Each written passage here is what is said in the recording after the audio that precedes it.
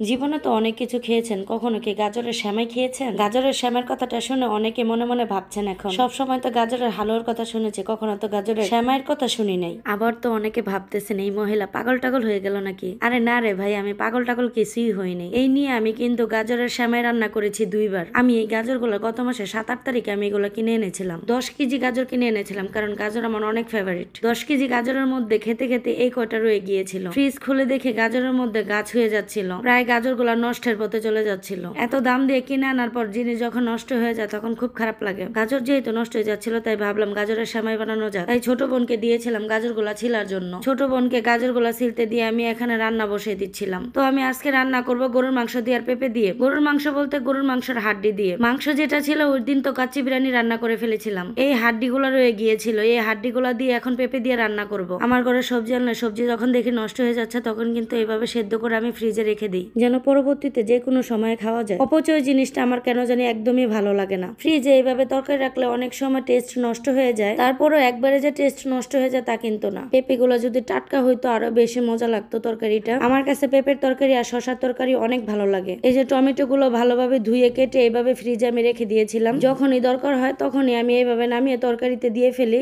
রান্না করতে করতে প্রায় দুপুর হয়ে গিয়েছে। যেহেতু দুপুর হয়ে গিয়েছে, মা আর মেয়ের একটু খিদা লেগে গিয়েছিল। ফ্রিজে দই ছিল, দই নামিয়ে নিলাম। দই দিয়ে মুড়ি দিয়ে খাবো, এই জন্য। গরমের মধ্যে দই খেলে কিন্তু পেটটা একটু ঠান্ডাও থাকে। দইয়ের সাথে মুড়িটা আমি ভালো করে মেখে নিচ্ছিলাম। মুড়িটা ভালো করে মাখানোর পর আমি উপরে একটু গুঁড়া দুধ দিয়ে দিচ্ছিলাম। আমি, আমার ছোট বোন আর আমার মেয়ে 3 জনে মিলে খুব মজা করে খেলাম। দইটা কিন্তু পুরোপুরি মিষ্টি ছিল না, একটু একটু টক ছিল, খুবই ভালো লাগছিল খেতে। আমার বোন যে গাজরগুলা ছিলে দিয়েছিল, এই গাজরগুলো আমি ভালো করে ধুয়ে নিয়ে তারপরে এইভাবে মেশিন দিয়ে কুচি কুচি করে নিচ্ছিলাম। গাজরগুলা কুচি করার পর এভাবে আমি পলিথিন দিয়ে ছোট ছোট পুটলা করে নিয়েছি। এভাবে আমি ফ্রিজে রেখে দিব, যখন ইচ্ছা করবে তখনই আমি গাজরের সেমাই রান্না করে দিতে পারবো। গাজর কুচি করতে করতে এখানে আমার তরকারি হয়ে গিয়েছিল আর আমি ভাতও বসিয়ে দিয়েছিলাম। এই ছোট্ট একটা হাঁড়ির মধ্যে আমি ভাত বসিয়েছিলাম। আর এই যে দেখেন আমার তরকারিটা কত সুন্দর হয়েছে। আমার এই তরকারি দেখে যদি আপনাদের খেতে ইচ্ছা করে তাহলে তাড়াতাড়ি চলে আসবেন আমার বাসায়, আপনাদের কিন্তু দাওয়াত রইলো। দুপুরের খাওয়া দাওয়া শেষ করে আর কোনো ভিডিও ফুটেজ নেওয়া হয়নি। এখন বিকাল, এখন আমি গাজর দিয়ে সেমাই রান্না করব। সেমাই রান্না করার জন্য অবশ্যই কিন্তু দুধ লাগবে, সেই জন্য আমি দুধ নামিয়ে নিলাম ফ্রিজ থেকে। আর এই যে আমার কুচি করা গাজরগুলো আমি নামিয়ে নিলাম। দুধটা চুলায় বসায় দেওয়ার পর আমি এখানে চিনি দিয়ে দিচ্ছি পরিমাণ মতো। তারপর আমি এক এক করে গরম মশলাগুলো দিয়ে দিচ্ছিলাম। দুধটা ভালো করে ফোটার পর তারপরে আমি গাজর দিয়ে দিব এটার মধ্যে।